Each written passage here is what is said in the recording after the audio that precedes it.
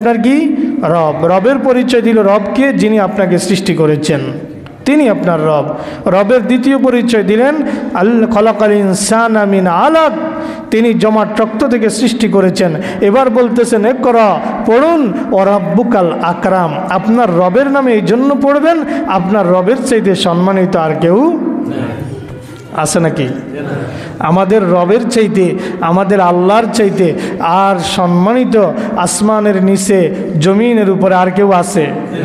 অথবা যদি বলি আল্লাহর আরশের নিচে জমিনের উপরে, অথবা আরশের নিচ থেকে জমিনের তলদেশ পর্যন্ত আমার আল্লাহর সমান কেউ আছে? ধারে কাছে কেউ আছে? চার আনা, হ্যাঁ, দুই আনা, এক আনা? আল্লাহর সাথে তুলনা চলে।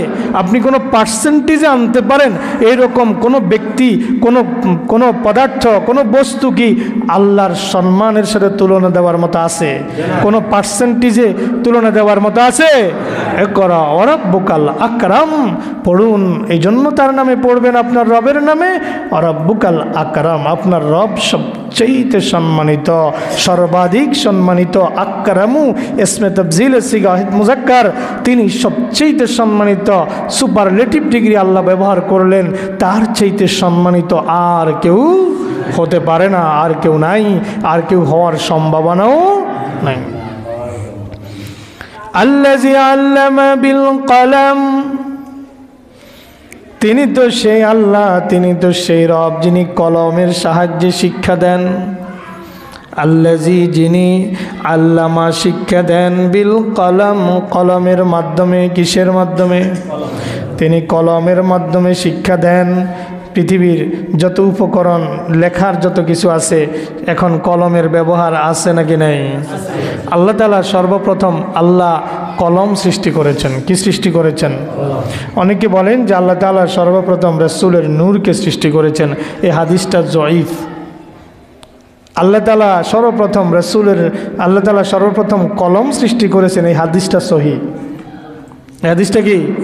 আপনি যদি সূরা কলমের তাফসীর পড়েন, নুন অল কলামি ওয়ামা ইয়াসতুরুন ওয়ামা আনতা বিনিআমাতি রাব্বিকা বিমাজনুন, আপনি যদি সূরা কলমের তাফসীর শুরুর দিকে পড়েন, সেখানে আপনি অনেকগুলো হাদিস পাবেন সহিহ যে আল্লাহ সর্বপ্রথম কলমকে সৃষ্টি করেছেন।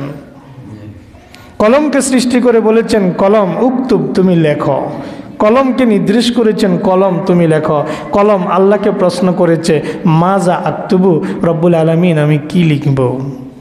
আল্লাহ বলেন, কিয়ামত পর্যন্ত পৃথিবীতে যত কিছু হবে সব কিছু লিখে দাও। কলম সব কিছু লিখে দিয়েছে।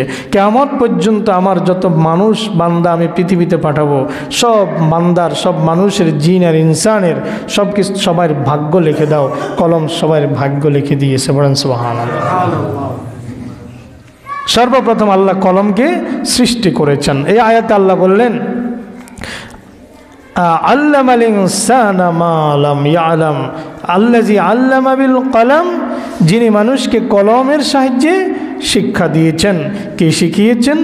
আল্লামাল ইনসানা মা লাম ইয়ালাম, এমন কিছু তিনি মানুষকে শিখিয়েছেন যেগুলো মানুষ জানতো না। কি? যেগুলো মানুষ জানতো না। এই কোরআন আমাদেরকে কে শিখালেন? কোরআনের জ্ঞান যিনি দিলেন তিনি কে?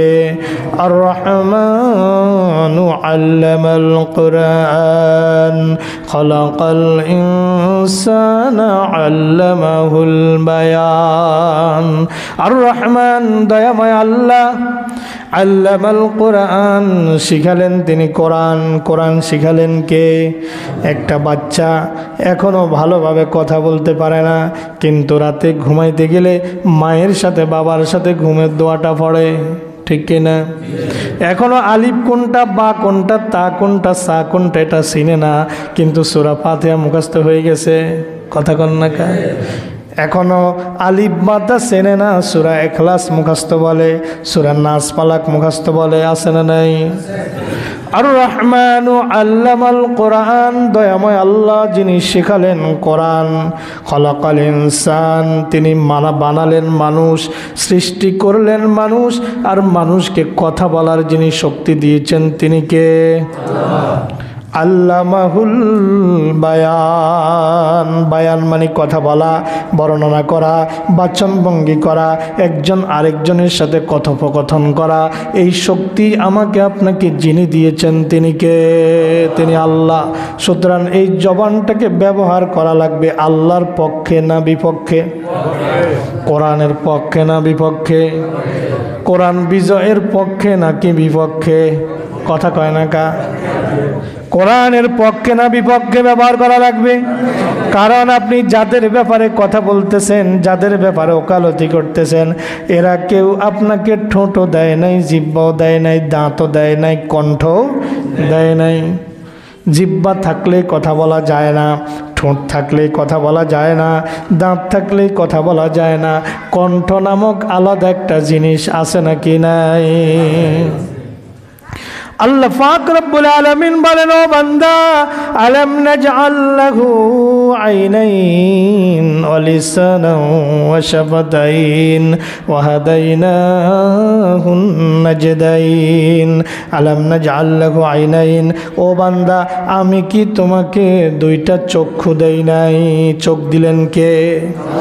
আলাম নাজআল লাহু আইনাইন, ও বান্দা, আমি কি তোমাকে দুইটা চক্ষু দেই নাই? ওয়া বান্দা, কথা বলার জন্য তোমাকে কি আমি একটা জিহ্বা দেই নাই? জিহ্বা ছাড়া কি কথা বলা যাবে? ও বান্দা, কথা বলার জন্য আমি কি একটা জিহ্বা দেই নাই? জিহ্বা যে শুধু কথার কাজে লাগে তা কিন্তু নয়। দাঁতের ফাঁকে দিয়ে যদি কিছু লাগে, কিছু আটকে, জিহ্বা ঘুরি ঘুরি ওখানে যায় কিনা? কথা কন না কেন? জিহ্বারে কি আপনি বলে দিতে হয় না? জিহ্বা নিজেই কাজ শুরু করে দেয়। কথা বলেন। আপনি গরম দিলে জিহ্বা বলে দেয় গরম, ঠান্ডা দিলে বলে দেয় ঠান্ডা, ঝাল দিলে বলে দেয় ঝাল, মিষ্টি দিলে বলে দেয় মিষ্টি, টক দিলে বলে দেয় টক। যত রকমের আপনি যদি মুখ চোখ বন্ধ করেও রাখেন, মুখে দিলেই বলতে পারেন এটা হচ্ছে আপেল, এটা হচ্ছে কমলা, এটা হচ্ছে মালটা, এটা হচ্ছে আনার। এই যে সব কিছু জিহ্বা আপনাকে নির্দেশ করে দিচ্ছে, ঠিক কিনা? ওয়ালিসানা ওয়া শাফাতাইন, ও বান্দা, একটা জিহ্বা দিয়েছি, দুইটা ঠোঁটও দিয়েছি। ঠোঁট যদি না থাকে কথা বলা যাবে? কথা বলা যাবে না। কথা বললেও কথা স্পষ্ট হবে না। তাহলে আল্লাহ যে বললেন খলাকাল ইনসান, আমি মানুষ সৃষ্টি করেছি, আল্লামাহুল বায়ান, মানুষ শুধু সৃষ্টি করি নাই, তাকে কথা বলার শক্তি আমি আল্লাহ দিয়েছি। সুতরাং যে বাক স্বাধীনতা দিলে, আল্লাহ তাআলা যে কথা বলার শক্তি দিলেন, এই শক্তিটা কার পক্ষে কাজে লাগাতে হবে? আল্লাহ পাক রব্বুল আলামিন সূরা আলাকে বললেন, আল্লামাল ইনসানা মা লাম ইয়ালাম, মানুষকে আমি সৃষ্টি করেছি, এমন মানুষকে আমি সৃষ্টি শুধু করি নাই, এমন জিনিস তাকে শিক্ষা দিয়েছি যেগুলো সে জানতো না, তার জানার বাহিরে ছিল। আমি আল্লাহ তাকে সেগুলো দিয়ে দিয়েছি। তার চেষ্টার কারণে তার অন্তঃকরণের মধ্যে গোটা 30 পারা কোরআন আমি আল্লাহ ঢুকায়া দিয়েছি।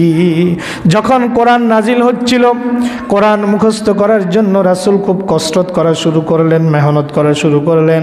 বারবার কোরআন পড়তেছেন রাসূল যেন মুখস্থ হয়ে যায়। কি হয়ে যায়?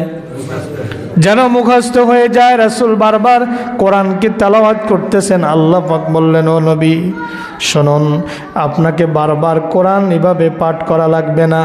লা তুহাররিক বিহি লিসানাকা লিতাআজালা বিহি, ইন্না আলাইনা জামআহু ওয়া কুরআনা, ফাইজা ক্বরানাহু ফাত্তাবি' কুরআনা, সুম্মা ইন্না আলাইনা বায়ানা। লা তুহাররিক বিহি লিসানাকা লিতাআজালা বিহি, ও নবী, কোরআনকে দ্রুততার সাথে মুখস্থ করার জন্য, হৃদয়ঙ্গম করার জন্য আপনি জিহ্বাকে বারবার নাড়াচ্ছেন, বারবার পড়তেছেন না, এটার কোনো প্রয়োজন নাই। লা তুহাররিক বিহি লিসানাকা লিতাআজালা বিহি, ইন্না আলাইনা জামআহু ওয়া কুরআনা, আপনার হৃদয়ে কোরআনকে গেঁথে দেওয়ার, মুখস্থ করায়া দেওয়ার দায়িত্ব আমি আল্লাহ নিয়ে নিলাম। ইন্না আলাইনা জামআহু ওয়া কুরআনা, আপনার শুধু একটাই কাজ থাকবে, ফাইজা করানাহু ফাত্তাবিউ কুরআনা, যখন কোরআন জিব্রাইল আপনার কাছে নিয়ে যাবে, যখন ওহীটা আপনার কাছে নাজিল হবে, জিব্রাইল যখন কোরআনকে পাঠ করে আপনাকে শোনাবে, আপনি শুধু একটু শুনবেন, কি করবেন?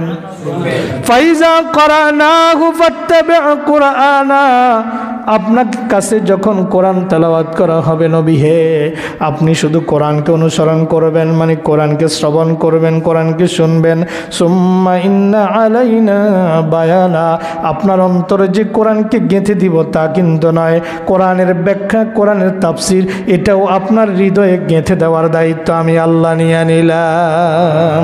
আল্লামাল ইনসানা মা লাম ইয়ালাম, আল্লাহ বলেন ও বান্দা, যা তোমরা জানতা না সেটাও আমি আল্লাহ তোমাদেরকে শিক্ষা দিয়েছি। আরেকটা প্রমাণ নেন এই আয়াতের।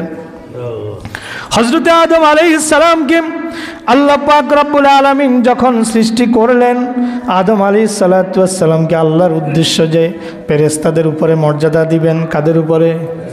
এখন মর্যাদা দিতে হলে তো একটা উপলক্ষ তৈরি করা লাগবে কিনা?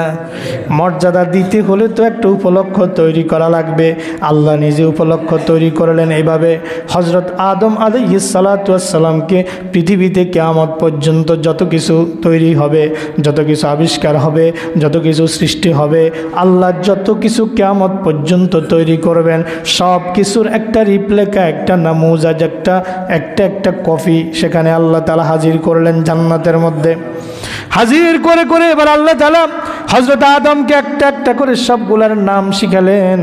নাম শিখায় এবার ফেরেশতাদেরকে বলতেছেন, ও আমার ফেরেশতারা আসো এদিকে। তাদের জমায়েত ডাকলো, সব ফেরেশতারা হাজির হলো। আল্লাহ পাক বললেন, ও আমার ফেরেশতারা, এই জিনিসগুলার নাম তোমরা আমাকে একটু বলে দাও। ফেরেশতারা পেরেছিল বলতে? কথা কন। وعلم آدم الأسماء كلها ثم عرضهم على الملائكة فقال أنبئوني بأسماء هؤلاء إن كنتم صادقين وعلم آدم الأسماء কুল্লাহা, আল্লাহ পাক রব্বুল আলামিন আদমকে সব কিছুর নাম শিখিয়ে দিলেন। সুম্মা আরাদাহুম আলাল মালাইকা, ফেরেশতাদের সামনে এবার এগুলো পেশ করলেন, ও আমার ফেরেশতারা। ফাকাল আম্বিউনি বিআসমাই হাউলাই ইন কুনতুম সাদিকিন, তোমরা তো বলছিলে আদমকে বানাতে না, তোমাদের ওই দাবি যদি সঠিক হয়ে থাকে তাহলে আমাকে জিনিসগুলোর নাম বলে দাও। ফেরেশতারা কি বলেছিল? ক্বালু সুবহানাকা লা ইলমা লানা ইল্লা মা আল্লামতানা ইন্নাকা আনতাল আলিমুল হাকীম। ফেরেশতারা বলেছিল, ক্বালু সুবহানাকা, তারা বলেছিল আপনি অতি পূত পবিত্র, লা ইলমা লানা, আমাদের কোনো জ্ঞান আসেনি। আসলে আমরা আলোচনা করি, মুহাদ্দিস হোক, মুফতি হোক, মুফাসসির হোক, ইঞ্জিনিয়ার হোক, ডক্টর হোক, কারো কোনো কৃতিত্ব নাই। যিনি যতটুকু জানেন ততটুকু যিনি দয়া করে দিয়েছেন তিনি কে? তিনি আল্লাহ। ফেরেশতারা বললেন, সুবহানাকা, আপনি অতি পূত পবিত্র, লা ইলমা লানা, আমাদের কোনো জ্ঞান নাই, হ্যাঁ ইল্লা মা আল্লামতানা, আপনি দয়া করে, মায়া করে, আদর করে যতটুকু দিয়েছেন ততটুকুই আছে, এর বেশি আমাদের কাছে ইলম নাই। ইন্নাকা আনতাল আলিমুল হাকীম, নিশ্চয়ই আপনি হচ্ছেন প্রজ্ঞাময় এবং আপনি হচ্ছেন মহাজ্ঞানী। ইন্নাকা আনতাল আলিম, আপনি হচ্ছেন মহাজ্ঞানী, হাকিম, আপনি হচ্ছেন বিজ্ঞানময়, আপনি হচ্ছেন প্রজ্ঞাময়। বস্তুত আল্লাহ তার এলেম থেকে আমাদেরকে অতি অল্প এলেম দিয়েছেন, অতি সামান্য এলেম আল্লাহ দিয়েছেন। আল্লাহ বলেন, ওয়ামা উতিতুম মিনাল ইলমি ইল্লা কলিলা, ওয়ামা উতিতুম মিনাল ইলমি ইল্লা কলিলা। আল্লাহ বলেন, আমি তোমাদেরকে অতি সামান্য জ্ঞান দিয়েছি। এই সামান্য জ্ঞান দিয়ে মানুষ চাঁদে গেছে, এই সামান্য জ্ঞান দিয়ে মানুষ মঙ্গলে গেছে, এই সামান্য জ্ঞান দিয়ে মানুষ সমুদ্র জয় করেছে, এই সামান্য জ্ঞান দিয়ে মানুষ বিমান বানিয়েছে, রকেট বানিয়েছে। তা বিনা তারে মোবাইল বানিয়েছে। এখানে বসে আপনি আমেরিকায় কথা বলেন, লন্ডনে কথা বলেন, ঠিক কিনা? ওয়ামা উতিতুম মিনাল ইলমি ইল্লা কলিলা। এজন্য জ্ঞান অর্জন করতে হবে কার নামে? কথা বলেন, কার নামে? শিক্ষার মূল ভিত্তি হবে আল্লাহ এবং তার রাসূল, ঠিক কিনা? শিক্ষার মূল ভিত্তি কি হবে? আল্লাহকে বাদ দিয়া, রসুলকে বাদ দিয়ে যে শিক্ষানীতি, এটা শিক্ষানীতি না, এটা শিক্ষানীতির নামে শয়তানের নীতি, ঠিক কিনা কথা কন? আল্লাহ পাক রব্বুল আলামিনের প্রিয় হাবিব মুহাম্মদ সাল্লাল্লাহু আলাইহি ওয়াসাল্লাম বলেন, আন উসমান রাদিয়াল্লাহু আনহু ক্বালা রাসূলুল্লাহ সাল্লাল্লাহু আলাইহি ওয়াসাল্লাম খায়রুকুম মান তাআল্লামাল কুরআন ওয়া আল্লামা। রাসূল বলেন, তোমাদের মধ্যে সর্বাপেক্ষা উত্তম ওই ব্যক্তি যে নিজে কোরআন শিখে এবং অন্যকে কোরআন শেখায়। বুখারীর বর্ণনা 4639 নম্বর হাদিস। অন্য আরেকখানা হাদিস, আন উসাইর ইবনে জাবির রাদিয়াল্লাহু আনহু ক্বালা রাসূলুল্লাহ সাল্লাল্লাহু আলাইহি ওয়াসাল্লাম আফদালুল ইবাদাতি কিরাআতুল কুরআন, রাওয়াহুল বুখারী। আল্লাহর নবী বলেন, সবচাইতে উত্তম ইবাদত হচ্ছে কোরআন তেলাওয়াত করা। এখন কোরআন তেলাওয়াত ঘরগুলা থেকে উঠে গেছে, ঠিক কিনা? আগে ফজরের পরে প্রত্যেকটা ঘর থেকে কোরআনের তেলাওয়াত বেশি আসতো, এখন ফজরের পরে প্রত্যেকটা ঘর থেকে নাক ডাকার শব্দ বেশি আসে। কথা কন না কা? হ্যাঁ, আজকে কোরআন তেলাওয়াত থেকে আমরা অনেক বহু দূরে চলে গিয়েছি। আল্লাহ পাক রব্বুল আলামিন আমাদেরকে কোরআনের কাছে ফিরে আসবার তৌফিক দান করেন। আমাদের শিক্ষানীতি, আগামীর শিক্ষানীতি যেন কোরআন নির্ভর হয়। আমাদের যারা এখন রাষ্ট্রের কর্ণধার, আল্লাহ পাক রব্বুল আলামিন তাদেরকে যেন সেই ইসলামী বুঝ দান করেন, বলে আমিন। বিগত সরকার, শুরুতে বলেছিলাম, বিগত সরকার সবচেয়ে বেশি ক্ষতি করেছে এদেশের শিক্ষানীতির। এদেশের শিক্ষার 12টা বাজিয়ে দিয়েছে। এদেশের ছাত্রদেরকে পড়ার টেবিল থেকে মোবাইলে নিয়ে গিয়েছে, অ্যাপসে ডিভাইসের মধ্যে নিয়ে গিয়েছে পড়ালেখার নামে। ছাত্রদের হাতে হাতে অ্যান্ড্রয়েড সেট ধরিয়ে দিয়েছে কৌশলে। এদেশের শিক্ষানীতিকে ধ্বংস করে দিয়েছে বিগত সরকার। সবচাইতে বেশি, যত মানুষ বলে যে টাকা নিয়ে গেছে, পয়সা নিয়ে গেছে, আমি বলবো সবচাইতে বেশি ক্ষতি করেছে এদেশের শিক্ষা ধ্বংস করে দিয়েছে। কোনো জাতিকে যদি ধ্বংস করতে হয়, ওই জাতির শিক্ষাকে ধ্বংস করে দিলেই যথেষ্ট। আমাদের শিক্ষানীতি ধ্বংসের ধার প্রান্তে নিয়ে গিয়েছে। বর্তমান সরকার যেন সেখান থেকে উত্তরণ করে ইসলামী শিক্ষা জাতিকে শিক্ষিত করার মানুষে যেন নতুন করে শিক্ষানীতি প্রণয়ন করে, সেই আহ্বান রেখে, সেই কামনা করে আজকের এই আলোচনা এখানে শেষ করছি। ওমা তৌফিক ইল্লা বিল্লাহ, হাযা মা ইনদি ওয়া লা ইলমা ইনদাল্লাহ। আসসালামু আলাইকুম ওয়া রাহমাতুল্লাহ।